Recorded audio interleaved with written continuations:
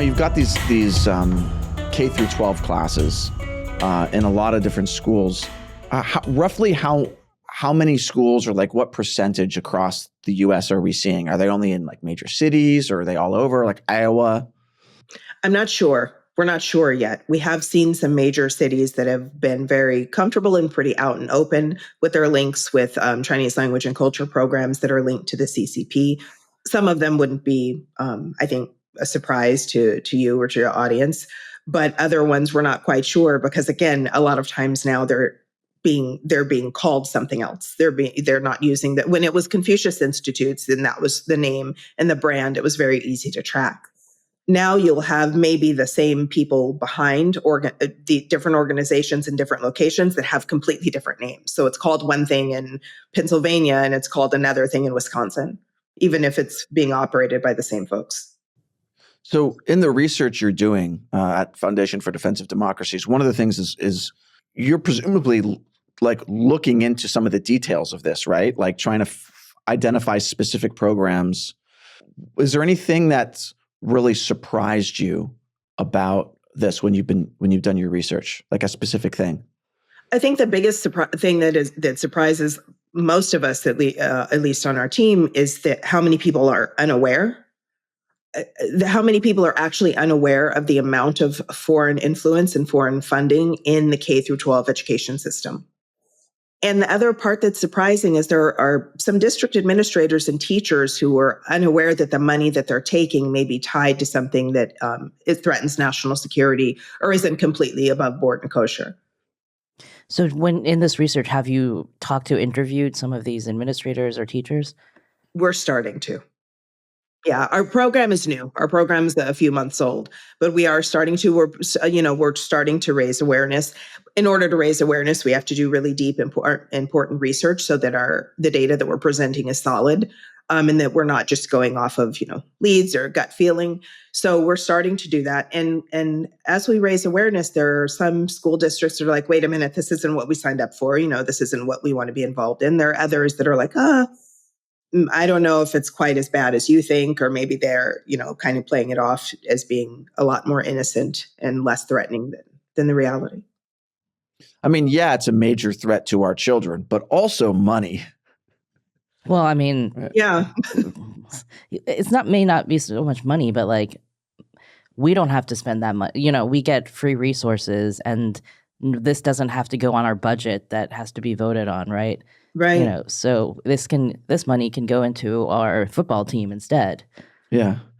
Well, but when the people who are signing off on this sort of thing are typically what, like school principals, or they're like people at the district level, state level? It's usually district level as far as we've seen so far. So usually if an outside vendor wants to come into a school to provide programming, they go through the district, and a district level administrator, superintendent, assistant superintendent, and the like would be the ones that do give final approval. Okay. And those people, the superintendents, are not necessarily even aware of the connection to the CCP? Correct. And then, but you tell them this, and they're like, they may or may not want to actually do anything. Correct. I mean, part of it is, again, we're new, so we're just starting going down these avenues. But I think that when we see what's going on in education, there is an automatic reaction to think these people are bad. The teachers, the professors, the administrators. Some are. Many really just don't know. They are actually unaware. So it's our job to make them aware, to show them the data, to show them the consequences of what some of these decisions may lead to, and have that conversation. And then if that doesn't work, then to take it to whatever next level is appropriate. What do you tell them? Like, what are the consequences that you talk to them about? Some of it is looking at what type of climate it's creating on campus. And I think we can see that on campuses, unfortunately for the past 19, 20 months, we've seen what some of the chaos on campus and how that's been manipulated and directed by foreign actors, by malign influence. Well, so we're talking about like after the Hamas attack, October 7th. Like, yes. So how is that? Like, that seems like a big leap here to link that to CCP language and culture institutes. Not necessarily. And again, this is where going into what some of these other organizations that are a little bit more explicit about what their goals are, and they're using different names, this is where looking into them becomes important. When you have campus groups that are saying that all education is political, that it is up to us to bring the revolution home. I mean, when these campus groups are operating in that way, and then you look at who's behind them, or you just ask the question, who benefits from generational chaos in the United States? And do a little bit of research and digging. So before we get into what's going on the campus stuff, so this is what you're telling like K through 12 school superintendents about like the campus stuff, and then what else that is more kind of about K through 12 education? Really looking also sometimes at what are the results of the program? What are the results of the actual education of kids? What are we seeing? And this has been an ongoing conversation, especially since COVID, as we've seen the results of our testing and literacy and numeracy decline drastically in this country. And again, a question we ask, well, who benefits from that? Who benefits from American kids being unable to code or unable to develop the next AI tech? Who benefits from that?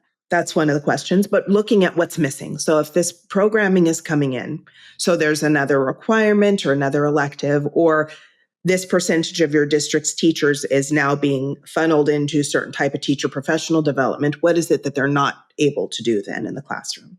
Are they unable to help kids who are struggling with reading or with math? Are they unable to actually do deep dive in teaching kids about American history and civics and the foundations of Western civilization? What gets replaced? There's only a certain amount of hours in the K through 12 school day.